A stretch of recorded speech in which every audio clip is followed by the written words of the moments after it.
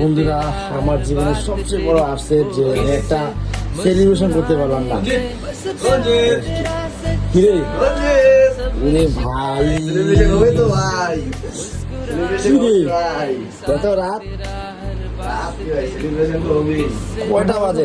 রাত 11টা 20-30 বাজে। সত্যি বলতে গেলে আমি তো অবাক হয়ে গেছি, কারণ হঠাৎ করে এরকম সারপ্রাইজ আমি ভাবতেই পারিনি। এখন 11টা 20 বাজে, জাস্ট আমি দোকান বন্ধ করে আসলাম। এটা কি কি নিয়ে চলে আসছে? এটা এখন আমার দোকান বন্ধ করার পরে এখানে দেখছি ভাইরা 3টা চিকেন বিরিয়ানি আসে, মানে হচ্ছে এখানে এরা ফুল প্ল্যান করে এসেছে। এরপরে এই খুশিটা আমি আর সামলাতে পারছি না, তাই বললাম ভাইরা যা করবি তাড়াতাড়ি কর, ঘুমোতে তো হবে। তাই আসলে দেখতে দেখতে কখন 12টার কাছাকাছি হয়ে যাচ্ছিল, মানে জাস্ট আর কয়েক সেকেন্ড বাকি ছিল। আর আসলে তোমরা এখন বলে বাড়ির ফ্যামিলি কোথায়, আসলে সবাই ঘুমিয়ে পড়েছে। আমার মা এইসব জিনিস পছন্দ করে না, যেটা সত্যি।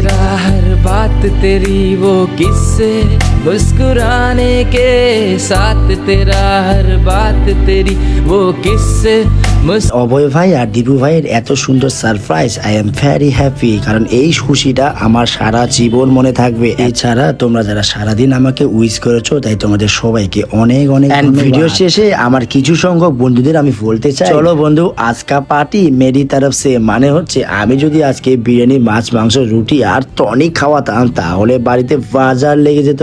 বস আমি কাদের খাওয়াবো? সেই সমস্ত হিংস্র পশুদের যাদের বিপদে পাওয়া যায় না, সারা বছরে কল আসে না, মেসেজ করে না, তাদেরকে বলবো আমি বন্ধু ইম্পসিবল। আমি বন্ধু তাদেরকে বলবো যারা আমার পাশে থাকবে। তবে এই ক্ষেত্রে আমি বলতে পারি অভয় ভাই, দীপু ভাই আমাকে কে সেলিব্রেশন করেছে বলে এরা বন্ধু ইম্পসিবল। আমার প্রকৃত বন্ধু যারা আমার বিপদের পাশে দাঁড়ায়, তারাই আমার প্রকৃত বন্ধু। এক্ষেত্রে এই দু ভাইও হতে পারে। দেখো বন্ধু, এই দুনিয়াটা অনেক স্বার্থপর, কেউ স্বার্থ ছাড়া কেউ কারো খোঁজ নেয় না। পয়সা কামানো কতটা কষ্টকর সেটা সকলেই জানো। পাওয়ার অফ মানি, যার কাছে যত টাকা থাকবে তার সম্মান তত থাকবে। বাই দা ওয়ে, ভিডিও যদি ভালো লাগে লাইক, কমেন্ট, সাবস্ক্রাইব করে দিও, ইনস্টাগ্রামে ফলো করে দিও।